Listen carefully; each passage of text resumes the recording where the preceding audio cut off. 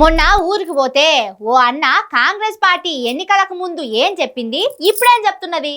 హే అంతా ఆగమాగం చందన చేస్తున్నదని ముచ్చట మొదలుపెట్టి ఓడవకుంటా చెప్తూనే ఉన్నాడు. అరే ఎందుకే అట్లా కాంగ్రెస్ మీద కసుబుసులాడుతావు? వాళ్ళు చెప్పిన అన్ని చేస్తున్నారంటే నా మాట వింటలేడు. ఇప్పుడు గీ మంత్రుల మాట విన్న తర్వాతనైనా నమ్ముతాడు కావచ్చు. సార్లు ఇక మీరు కానిర్రి. ముందుగాల పైసల మంత్రి భట్టి విక్రమార్క సారు కాంగ్రెస్ పార్టీ ఏం చేసిందో ఎట్లా చేస్తున్నదో చెప్తున్నాడు. మంచిగా నుర్రి.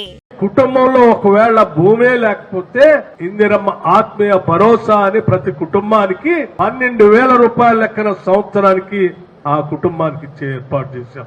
ఇన్నరా కాంగ్రెస్ పార్టీ అంటే పడని ప్రతిపక్ష పార్టీలు లొల్లి చేస్తున్నాయి గాని భూమి లేనోళ్లకు 12,000 ఇస్తున్నదట కాంగ్రెస్ సర్కారు. ఎప్పుడొచ్చింది ఎక్కడొచ్చింది మాకైతే వస్తలేవు అని అంటున్నారా? లేదు మీరు సర్కార్ దగ్గర 12,000 తీసుకొని అబద్ధం ఆడుతున్నారు కావచ్చు. అంతేగాని మంత్రి భట్టి విక్రమార్క అబద్ధం ఆడేటోడు కానే కాదు. భూమి లేని పేదలకు ఏడాదికి 12,000 పడుతున్నాయి. అదంతే, ఇంకేం మాట్లాడకుండ్రి. ఈ మంత్రి సాబు ఇట్లంటే ఇంకో మంత్రి సారు చూడుండ్రి ఏమంటున్నాడో. 70,000 మందికి ప్రభుత్వ ఉద్యోగాలు కల్పించిన ఘనత కాంగ్రెస్ పార్టీ ప్రభుత్వాన్ని.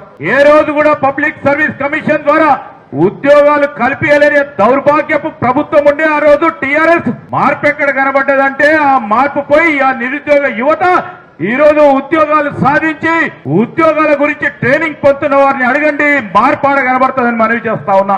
అది 70,000 ఉద్యోగాలు వచ్చినాయి. మా ఇంట్లో పిల్లగానికి రాలేదని 70,000 ఉద్యోగాలకు నోటిఫికేషన్ కాంగ్రెస్ సర్కారు ఎప్పుడు ఇచ్చిందని అడగకుండ్రి. కాంగ్రెస్ సర్కారు ఇచ్చింది, ఉద్యోగాలు వచ్చినాయి. 70,000 మంది జాబులు చేస్తున్నారు.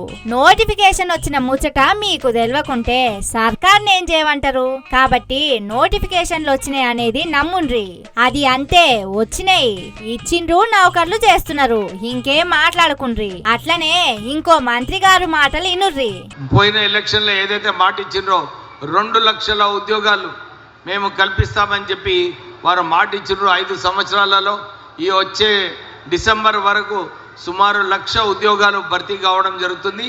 ఇంకొక 1,00,000 ఉద్యోగాలు వచ్చే 3 సంవత్సరాలలో అది కూడా భర్తీ చేసి ప్రభుత్వము కాంగ్రెస్ ప్రభుత్వం ఏదైతే మీకు మాట ఇచ్చిందో 2 లక్షల ఉద్యోగాలు భర్తీ చేస్తామని చెప్పి అది కూడా మాట నిలబెట్టుకుంటుందని చెప్పి మీ అందరికి చెప్తూ 2025 డిసెంబర్ వరకు 1,00,000 ఉద్యోగాలు భర్తీ అవుడు ఖాయం. ఎందుకంటే ఇప్పటికే 70,000 ఉద్యోగాలు వచ్చినాయని మంత్రి శ్రీధర్ బాబు చెప్పిండు కాబట్టి ఇంకో 30,000 ఉద్యోగాలు డిసెంబర్ లోపు ఇచ్చుడు ఖాయం. కాబట్టి నిరుద్యోగులు రోడ్ల మీదకెక్కి లొల్లి చేసే ఆలోచన బంద్ పెట్టుండ్రి. 2 లక్షల ఉద్యోగాలు మంత్రి వివేక్ చెప్పినట్టు వస్తాయి. ఏంది నమ్ముతలేరా? అరే ఇట్లయితే ఎట్లా మీతోని? మంత్రి సార్లు చెప్పినవి వచ్చినాయి, చెప్తున్నాయి వస్తాయి. ఇంకేం మాట్లాడకుండ్రి.